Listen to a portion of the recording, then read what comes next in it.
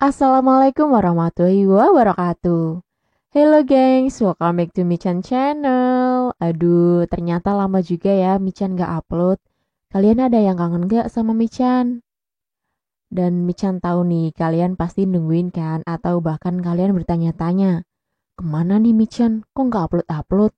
Iya kan? Oke, sebelumnya Mishan mau bilang maaf banget nih geng sama kalian karena dari 3 hari kemarin gak upload dikarenakan ada hal urgent yang gak bisa Michan sampaikan di sini. Hehe. Dan untuk menebus rasa bersalah Michan karena lama gak upload, Michan bawa cerita seru kali ini. Dan Michan harap bisa mengobati rasa kangen kalian. Oke, langsung saja cerita ini berjudul Rumah Belakang Kuburan. Cerita ini ditulis oleh Risa dan kalian bisa banget kok kalau mau mengunjungi tweet beliau ya di @grisela. Jangan khawatir, link akan Michan sediakan di kolom deskripsi. Oke, daripada lama-lama, langsung saja kita masuk ke ceritanya. Rumah Belakang Kuburan. Halo, nama gue Vanessa dan hari ini gue mau cerita tentang pengalaman gue nyewa rumah di belakang kuburan. Jadi waktu itu ayah gue ada urusan di Pontianak dan karena urusannya agak lama, kita harus sampai nyewa rumah di sana. Terus kita tuh tadinya udah nemu rumah sewaan bagus, deket juga sama kantornya. Tapi pas kita baru mau beli, taunya udah diisi. Jadi kita terpaksa beli rumah sewaan yang agak jauh dari kantor dan lebih tepatnya di dalam desa gitu. Sebenarnya gue biasa aja sih tinggal di sana, tapi yang bikin gue kaget adalah kenapa belakang rumahnya itu kuburan. Anyways, langsung saja ya kita mulai ceritanya. Maret 2017, Pontianak. Hah? Vanessa melongo. Ia sungguh tidak percaya akan rumah yang ia lihat saat ini. Ini rumahnya yang bakal kita tinggalin. Tanya Vanessa ragu. Udahlah gak usah ngeluh. Lagian kan ini terpaksa. Udah cepet masukin semua barang-barang. Bantuin gue sama yang lain sana. Perintah sang kakak. Vanessa pun perlahan-lahan melangkahkan kakinya masuk ke dalam rumah barunya. Assalamualaikum. Vanessa mengucapkan salam setelah membuka pintu rumah barunya tersebut. Vanessa melihat sekitar untuk sementara sampai akhirnya ia menaruh barang-barangnya di kamar. Hah? Mama! Vanessa tiba-tiba berteriak, namun bukannya sang ibu yang datang, malah kakaknya yang datang dengan perasaan kesal. Aduh, apaan sih teriak-teriak? Lihat tuh, lihat. Vanessa menunjuk ke arah jendela dengan pemandangan kuburan yang berjejeran. Apaan? Itu, masa kamar aku sampingnya kuburan semua? Aku gak mau ucap Vanessa sambil bersiap untuk berpindah kamar. Terus yang isi di sini siapa? Kakak. Iya, jawab Vanessa enteng. Ah, ribetin banget sih. Yaudah, sana cepat ke atas. Ucap sang kakak pasrah yang lalu menaruh barang-barangnya di kamar tersebut. Vanessa pun langsung naik ke atas tangga untuk bertukar kamar dengan kakaknya. Krek, krek. Tangga tua tersebut mengeluarkan suara di setiap langkahnya. Sampai atas pun lampu sungguh gelap, sampai-sampai Vanessa tidak berani untuk berjalan ke dalam kamarnya yang berada di ujung rumah. Mama. Vanessa kembali menuruni tangga dengan cepat. Iya, Nes. Mama pun menyaut. Mama, tidurnya di mana? Vanessa bertanya. Mama di bawah, semuanya di bawah, jawabnya dengan suara lembut. Ya udah deh, aku tidur sama kakak aja mah. Loh, kenapa tiba-tiba? Sang mama pun terkejut. Emangnya di atas ada apa? Gak ada apa-apa kan? Lanjutnya bertanya. Enggak mah, gak apa-apa, gak usah, kita semua di bawah aja, ucap Vanessa. Ia pun langsung berlari ke dalam kamar kakaknya dan langsung menaruh barang-barangnya. Dih, ngapain kamu tiba-tiba? Udah sana keluar. Sang kakak pun mengusir Vanessa. Ih, enggak, sekarang aku di sini, ucap Vanessa yang lalu menaruh selimutnya di samping selimut kakaknya. Lah, katanya nggak mau di sini. Nggak jadi. Aduh, ribet banget sih punya adik, gumam sang kakak. Aslinya di minggu pertama tuh emang gak ada apa-apa, sampai tiba-tiba semua itu bermulai semenjak papa mulai pulang malam. Jadi waktu itu tuh ibu gue keluar sebentar, dan gue sama kakak gue itu ditinggal sendirian di rumah. Nah, gak lama tuh gue keluar buat ngambil minuman ke dapur, dan tiba-tiba tuh ada yang ngetok. Karena ibu gue pergi, ya gue ngira itu ibu gue dong. jadi gue langsung buka. Tapi pas dibuka gue malah kaget ngeliat pocong tapi mukanya hancur. Ya karena gue penakut banget orangnya, jadi gue langsung banting pintu dan lari ke kamar. Tapi anehnya pas gue masuk lagi, kakak gue tuh mukanya juga pucat banget. Dan disitulah semuanya dimulai. Satu persatu misteri di rumah ini mulai kukupas. Mulai dari cerita Gea. Vanessa. Gea mengetuk-ngetuk pintu rumah Vanessa. Vanessa yang mendengar itu dari ruang tengah pun langsung bergegas membukakan pintu sambil melihat siapa yang datang. Gea, tumben banget kesini. Ngapain? Vanessa mempersilahkan Gea masuk. Enggak, cuma mau nyapa aja kok. Gea tersenyum. Gea adalah salah satu tetangga jauh Vanessa. Mereka memang hanya pernah bermain sekali. Karena itulah Vanessa terkejut saat Gea datang untuk bertamu. Tunggu ya, aku siapin minuman dulu, ucap Vanessa yang kembali ke dalam rumah untuk mengambilkan minum. Hah, kamu ngomong sama siapa coba? Sang kakak bertanya secara tiba-tiba. Apa sih? Gak jelas, orang lagi ada Gea. Udah sana masuk. Gea, ucap sang kakak kebingungan. Hah? Siapa? Dia bertanya ulang. Gea, dodol, Gea. Vanessa mengulangi perkataannya. Kakaknya hanya terdiam dan Vanessa mulai mengisi gelas dengan air untuk diberikan kepada Gea. Nes, kakak menjeda. Tunggu bentar, kita masuk kamar dulu. Lanjutnya sambil menarik Vanessa secara paksa. Aduh, apa sih? Dia kan bakal nungguin, ucapnya sambil mencoba melepaskan tangannya dari cengkraman sang kakak. Kamu gak lihat grup kampungnya kita? Sang kakak bertanya dengan sedikit gemetar. Enggak lah, orang aku sibuk. Kenapa emang? Vanessa bertanya penasaran. Gea kan? Ia menjeda. Tadi dikabarkan meninggal. Kecelakaan tabrak lari. Keduanya terdiam. Tangan Vanessa pun mulai bergetar. Lah, Vanessa mengecilkan suaranya. Terus, yang tadi siapa? Vanessa? Tiba-tiba seseorang memanggil dari luar. Keduanya pun langsung berlari ke pojok kamar dengan ketakutan. Ayo loh, kamu sih bukain, ucap sang kakak. Lah, tapi aku kan gak tahu, harusnya kakak bilang dong. Vanessa membalas dengan panik. Tiba-tiba suara langkah kaki terdengar dengan jelas menuju kamar mereka. Ayo loh, pintu kamar udah dikunci belum? Sang kakak mulai panik. Lah, belum. Seseorang mengetuk pintu. Dan akhirnya pintu itu pun terbuka. Ah, Mama! Vanessa menjerit ketakutan. Ya ampun, Mama kaget. Kalian ngapain sih mojok-mojok begitu? Ma, Vanessa berlari ke pelukan sang mama. Tadi gak ada apa-apa mah, cuma kaget doang. Sang kakak memotong. Tidak ingin memperpanjang masalah. Ya ampun, manja banget sih kamu Nes. Udah nih, mama bawa risol, makan yuk. Dan cerita perkunjungan Pak Saleh. 2 hari setelahnya, Kak, Vanessa membuka pintu kamar di pagi hari. Hah? Apa? Sang kakak pun menjawab. Ini kok sepi banget ya? Mama sama papa kemana?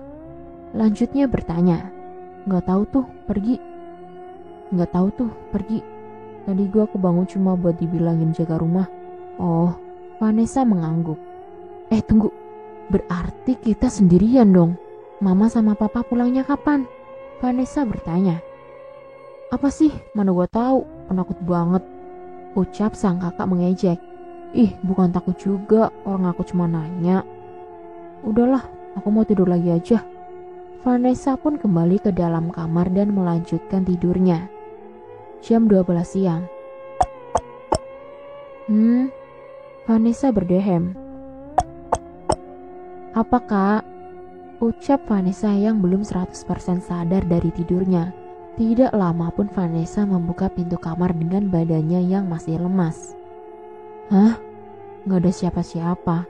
Vanessa bergumam. Ia melihat ke arah kanan dan kiri, namun ia tak merasakan keberadaan seseorang. Saat ia hendak kembali ke dalam kamarnya, tiba-tiba ia mendengar suara orang menyeret-nyeret di ruang tamu.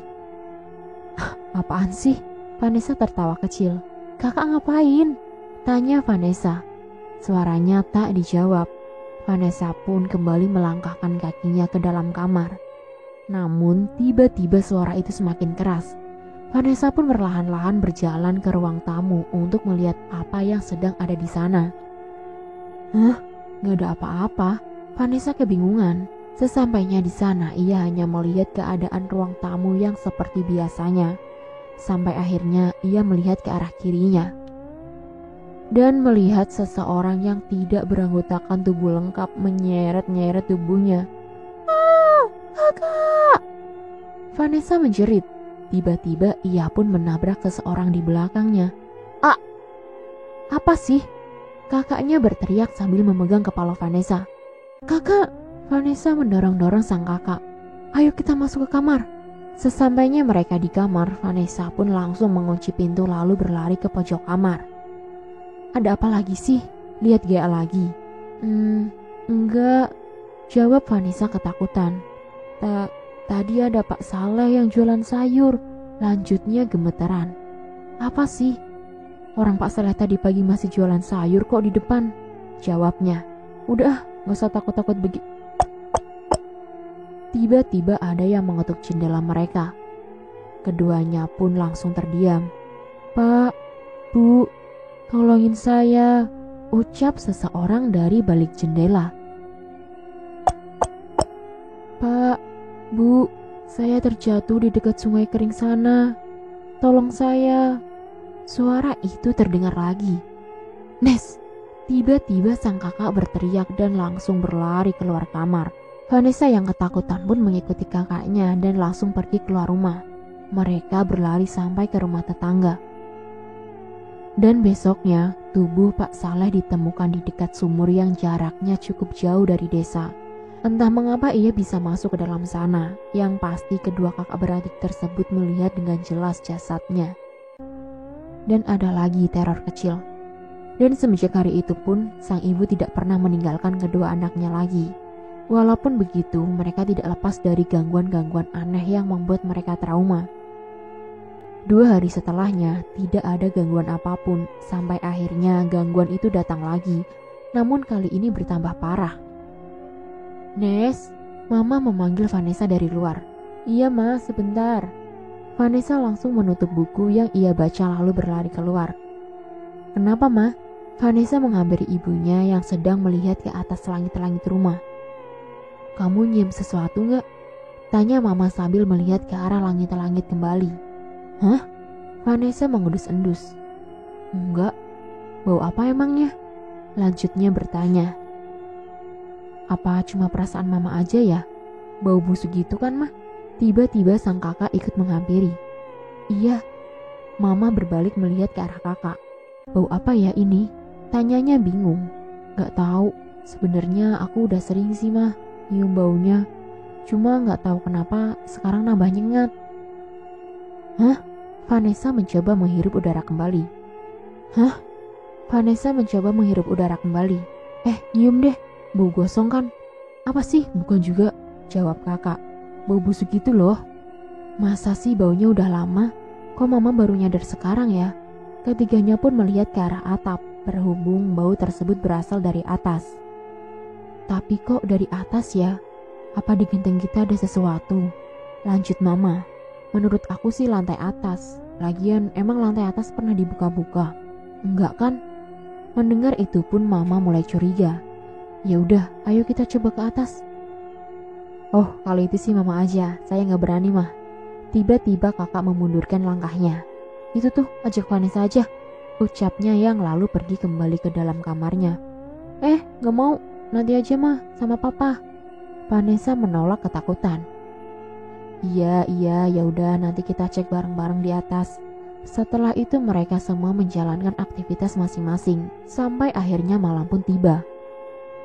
Jam 9 malam. Mama, kakak mengetuk-ngetuk kamar sang ibu. Tidak lama setelah berkali-kali mengetuk, sang ibu pun akhirnya keluar juga dan langsung bertanya kepadanya. "Kenapa? Tumben loh ngetok kamar Mama." Saat itu sang kakak terlihat sedikit cemas sambil melihat ke arah tangga yang gelap. "Kok dari tadi aku dengar kayak ada yang gedor-gedor pintu ya?" Krek, tiba-tiba pintu kamar terbuka. "Kak, Vanessa keluar dari kamar. Aduh, bikin kaget aja sih, ucap sang kakak yang sudah jantungan saat mendengar suara pintu. Suara apa tadi? Gedor-gedor. Mama bertanya ulang. Hah? Gedor-gedor? Vanessa langsung mendekati mereka dan menempel dengan mama. Iya, kok aku juga tiba-tiba dengar suara gedor-gedor ya? Ia menjawab. Loh, kok mama gak dengar? Mana suaranya? Coba-coba deh, diem dulu. Keadaan pun menjadi hening dan tidak lama suara pintu yang digedor mulai terdengar. Dok, dok. Iya ya, itu dari mana? Tanya sang mama kebingungan. Nah itu dia, kalau dari luar gak mungkin deh, jawab sang kakak yang juga kebingungan dengan keadaan. Jangan-jangan dari atas, ucap Vanessa. Tapi kan di atas gak ada orang, gak mungkin ada yang gedor-gedor. Sang mama menjawab. Dok, dok. Suara gedoran pintu itu pun semakin terdengar. Kali ini terdengar dengan jelas berada dari lantai atas. Aduh, ayo loh. Ih, kakak gak usah ayo loh deh. Ujung-ujungnya juga kakak takut sendiri kan? Kesal Vanessa. Ya udah, ayo kita coba ke atas. Mana HP kalian? Sini, mama pinjam buat senter. Kakak pun meminjamkan HP-nya dan memberikan kepada mama. Sebenarnya tindakan mama ini cukup meragukan menurut sang kakak, karena ia sangat ragu dengan apa yang berada di atas sana. Namun karena mama mengajaknya, jadi ia pun terpaksa ikut menemani. Krek, krek. Anak tangga itu berbunyi. Mama menyinari lantai atas yang gelap gulita. Kok nggak ada lagi ya suaranya? Mama bertanya sambil melihat ke arah kedua anaknya itu. Hah? Itu? Vanessa tiba-tiba berlari menuruni anak tangga. Apa sih? Bikin kaget. Ada apa sih, Ma? Sang kakak mencoba melihat sekitar. Astaga, turun sekarang, turun. Tiba-tiba mama mendorong sang kakak. Dengan panik mereka pun langsung turun dan langsung berlari ke ruang tengah. Mama kenapa? Ada apa sih? Tadi mama lihat apa? Tanya kakak panik. Ya ampun, dengan nafas yang tersengal-sengal saya habis berlari. Mama pun langsung duduk di kursi ruang tengah.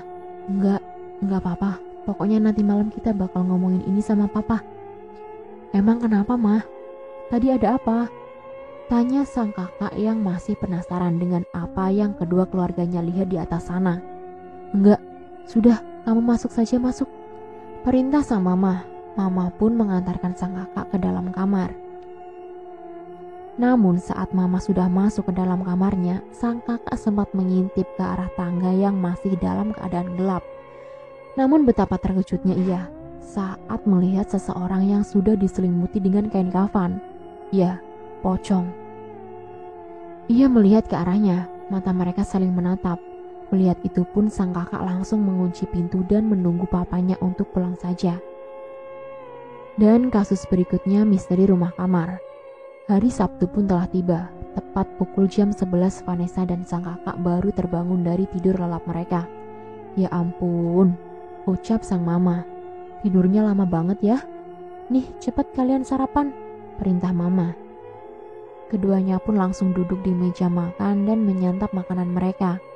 Di tengah-tengah itu sang kakak bertanya kepada Vanessa. Sang kakak berbisik. Vanessa hanya terdiam. Kamu tadi malam lihat apa? Tanya sang kakak yang masih saja penasaran. Vanessa tiba-tiba terkekeh dan melihat ke arah tangga. Lihat aja ke sana, ucap Vanessa yang lalu pergi meninggalkannya. Apa Anda? Jelas banget. Sang kakak kembali melanjutkan sarapannya. Walaupun begitu, ia sempat melirik-lirik ke atas tangga tersebut. Dan sebenarnya ia sempat melihat bayangan seseorang di balik kegelapan tersebut. Namun menurutnya ini waktu yang terlalu siang untuk membahas hal tersebut. Ia pun kembali melanjutkan sarapannya dan berpikir bahwa itu hanya dari halusinasinya. Matahari mulai terbenam, tidak terasa ia menjalani hari-harinya dengan menganggur sepanjang hari. Ia pun pergi ke ruang depan untuk menemui adiknya. Nes, kakak memanggil. Nes, kenapa kak? Tiba-tiba papa menghampiri. Nesa mana sih? Kok tumben banget dari tadi gak di kamar? Tanya sang kakak yang hampir seharian tidak melihat keberadaan sang adik. Lah mana papa tahu? Tadi siang kan papa pergi baru balik. Oh, iya kah? Terus mama mana? Tanya kakak berbahasa basi. Mama lagi di warung depan, gak tahu tuh ngapain, jawab papa. Udah, papa mau baca koran dulu. Cari sana adikmu. Sang ayah pun duduk di depan rumah dengan pintu yang terbuka. Seperti biasa, ia membaca buku kesayangannya. Entah tentang apa buku itu, namun ia selalu membacanya berulang-ulang. Nes, Nes, sang kakak memanggil-manggil Vanessa. Namun ia gak kunjung menemuinya, sampai akhirnya ia melihat Vanessa berdiri di salah satu anak tangga menuju lantai atas. Nes, kamu ngapain di situ? Tanya sang kakak dari kejauhan. Vanessa menggeleng. Kakak, sini deh. Vanessa tiba-tiba mengajaknya ke atas. Kenapa? Tumben banget kamu berani ke atas gelap-gelap. Ucap sang kakak menghampirinya. Gak gelap kak, ini ternyata ada lampu. Jawab Vanessa yang lalu menggenggam tangan sang kakak. Ini anak kesambet apa? Tumben banget mau megang tangan gua. Gumam si kakak. Mereka pun akhirnya pergi menaiki anak tangga yang lalu sampai ke ruang atas. Lah, terang banget. Kamu ngapain aja di sini? Tanyanya sedikit ragu. Main? Main apa? Hening. Vanessa tidak menjawab, hanya melihat-lihat lantai atas. Ini bukannya bau busuk itu ya? Gumam si kakak. Udah yuk, kita turun aja. Kamu gak nyium nih, bau nyengat banget. Ucapnya yang lalu menarik tangan Vanessa dengan perlahan. Namun Vanessa tiba-tiba menarik kakaknya kembali dan berkata, Iya, itu baunya. Itu. Tiba-tiba Vanessa menuju ke arah kamar yang berada di pojok ruangan. Mendengar jawaban tersebut, sang kakak pun sebenarnya langsung tahu ada yang tidak beres dengan adiknya tersebut. Namun ia tetap mencoba tenang dan bersifat positif. Lalu ia mengelus dada. Udah, gak ada apa-apa kok. Ayo sekarang kita turun. Ia menarik tangan Vanessa secara paksa. Jangan dulu kak. Itu. Vanessa kembali menuju ke arah kamar itu kembali. Namun saat ia melihat ke arah belakang kembali, betapa terkejutnya dia saat melihat pocong yang kemarin ia lihat di anak tangga. Papa! Pa! Sang kakak yang ketakutan pun langsung menarik tangannya secara paksa dan berlangsung berlari keluar rumah. Pa! Ya ampun, apa sih? Ucap sang papa terkejut. Teriak-teriak jam segini, ngapain sih? Itu. Tiba-tiba suara jeritan Vanessa terdengar dengan sangat keras dari dalam. Mereka pun langsung menghampiri Vanessa yang sudah pingsan akibat jatuh dari tangga. Tangannya lecet dan mukanya lebam. Setelah itu pun sang ayah langsung memanggil orang pintar dengan cepat. Jam 8 malam. Bagaimana? Sang ibu bertanya dengan ketakutan. Ya sudah, sekarang saya ingin ke lantai atas dan akan mencoba melihat apa yang sedang berada di atas sana. Ucap sang ustadz. Saat itu Vanessa masih dalam keadaan pingsan dan ditidurkan di dalam kamar sang ibu. Namun mendengar perkataan sang ustadz, keluarganya Vanessa pun langsung sama-sama mengikuti sang ustadz dan naik ke lantai atas yang masih dalam keadaan gelap. Di sini memang tidak ada lampu. Sang ustadz bertanya dengan pelan. Ada ustadz. Sang ibu mencoba menunjukkan jalan. Namun saat mereka mencoba menyalakan lampu, lampu tersebut justru mati dan sama sekali tidak bisa dinyalakan. Oh, ya sudah tidak apa-apa. Sekarang kita lihat saja apa yang ada di dalam sana. Ucap sang ustadz yang lalu dengan perlahan menuju kamar tersebut. Assalamualaikum. Ustadz mengetuk-ngetuk pintu kamar tersebut. Assalamualaikum. Waalaikumsalam. Entah apa yang terjadi, tiba-tiba Vanessa sudah berada di belakang mereka. Dan dari gerak-geriknya pun semua sudah tahu bahwa Vanessa sedang kerasukan. Sang ustadz pun mencoba bertanya-tanya kepada sosok yang merasuki tubuh Vanessa. Sampai akhirnya ia tiba-tiba menangis. Tolong saya ustadz, jasad saya belum dikuburkan. Jasad saya ada di dalam sana. Tolong kuburkan saya ustadz. Ia memohon-mohon. Oh, jadi sebenarnya bau. Gumam sang kakak sedikit ragu. Tidak lama pintu kamar itu pun terbuka dan langsung mengeluarkan bau yang sangat-sangat busuk. Di dalamnya ya seperti kamar biasa, namun di ranjangnya ada sebuah kain yang bertumpuk-tumpuk. Sampai akhirnya kain itu pun dibuka dan memperlihatkan seorang jenazah. Setelah jenazahnya dikuburkan, kita pikir ya kita gak bakalan dapat gangguan lagi. Ternyata kita benar-benar salah besar. Kita tuh tetap diganggu dan bahkan kadang tambah parah. Dan rata-rata sama penghuni kuburan tersebut.